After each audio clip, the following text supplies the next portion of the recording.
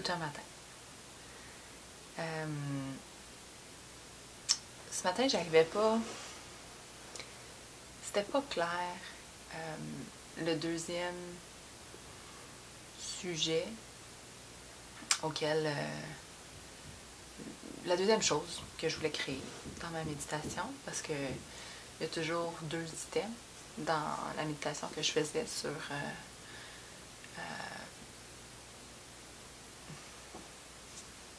je me souviens plus du nom.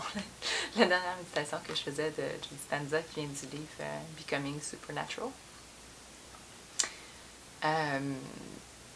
Fait après ma session avec Jeff Brown, ou pendant ma session avec Jeff Brown, il y a quelques trucs qui ont été pointés. Puis, entre autres, il a pointé mon habileté à contrôler mes émotions, mais certaines choses qui sont tellement profondes en moi que je sais qu'ils sont là, mais je les ressens pas. Fait que ce matin, je suis retournée, j'ai réfléchi là-dessus toute la semaine, puis ça, pas que ça me dérange, mais je me suis dit, ouais, faudrait que, c'est vrai, il faudrait que j'arrange ça, il faudrait que je libère ça. Je me suis dit, avec la méditation du livre Breaking the Habit of Being Yourself, en passant le titre en français, c'est Rompre avec soi-même, on va dans notre subconscient directement pour travailler les émotions, puis relâcher les vieilles habitudes qui sont attachées à ces émotions-là. Fait que je me suis dit que j'allais essayer ça ce matin. Fait que c'est ce que j'ai fait, puis c'est devenu une méditation assez émotionnelle. Je sentais ce que j'avais à libérer, qui était beaucoup de la colère, qui vient de l'enfance très jeune, entre autres. Puis plus tard dans la vie, ça a commencé là, puis ça a continué de s'accumuler. Je l'avais déjà libéré beaucoup de colère, mais il y avait une partie dépendant de la source de la colère, comme comment je la vivais ou comment qu'elle était déclenchée en moi. Je l'emmagasinais pas de la même façon, je la vivais pas de la même façon. Fait que, c'est pour ça que j'avais encore de la colère en moi, entre autres. Je suis sûre que down the road, je vais découvrir d'autres choses sur moi, parce que c'est ça la vie, là, ça finit jamais. Hein? C'est un processus en continu tant qu'on est sur Terre. Mais c'est devenu émotionnel comme expérience ce matin, quand j'ai commencé à créer mon nouveau moi, quand j'ai commencé à ressentir comment je voulais me sentir une fois que cette colère-là, cette émotion-là était libérée, puis passée, puis que mon nouveau moi était comme installé en moi, si on veut.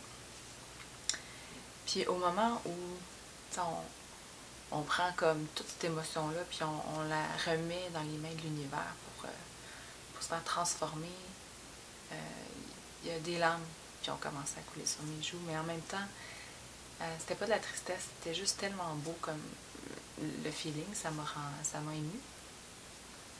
Il y avait beaucoup de lumière, je sentais mon cœur tout ouvert. Je me sentais vraiment bien là-dedans. Là.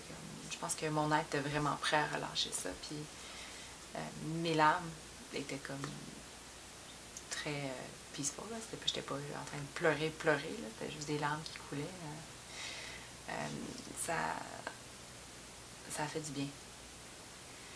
Puis c'était tellement beau de voir toute la lumière avec mes yeux fermés, évidemment, mais c'était magnifique. Sentir mon cœur ouvert, puis tellement léger.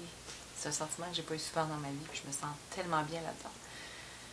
Puis, chose intéressante est arrivée aussi quand je relâchais, quand je me suis comme dit, ok, je relâche tout ça, là, toute la colère et la tristesse un peu qui est mélangée avec, tu sais, je relâche ça. Les roches ont recommencé à sortir. Fait que une des techniques de Manon Savoie, c'est d'ouvrir son cœur puis de relâcher les roches, puis de se remplir de pétales de rose, mais sans même le demander ou y penser ou être conscient de le faire, ça s'est mis à le faire tout seul.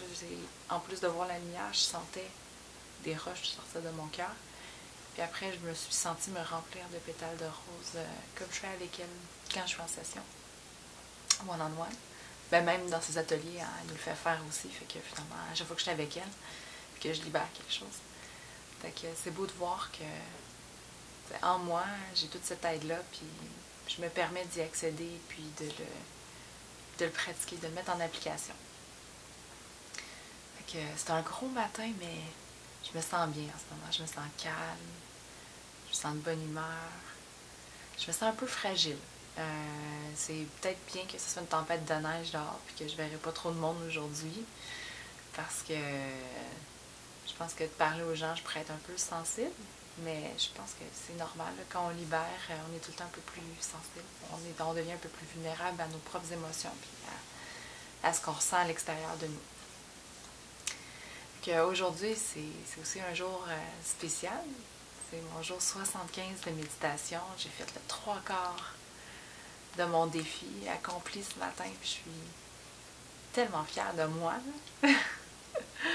Je le répète à tous les matins, mais à tous les matins, quand je fais ma vidéo puis que je réalise je suis rendue où, j'en reviens pas, puis je suis tellement contente. Puis je vois tellement les bienfaits de méditer le matin que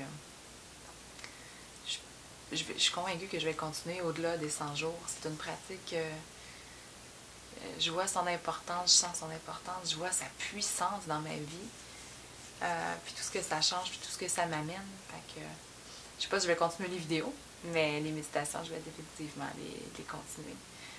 Ça fait quand même quelques matins que je fais ma méditation, je me sens bien, je me lève, je m'en vais commencer à faire mes choses, puis là, 2-3 minutes plus tard, je fais comme oups, j'ai pas fait ma vidéo, fait que je reviens dans ma chambre et je m'installe. C'était pas le cas ce matin, mais ça a été le cas quelques fois la semaine passée.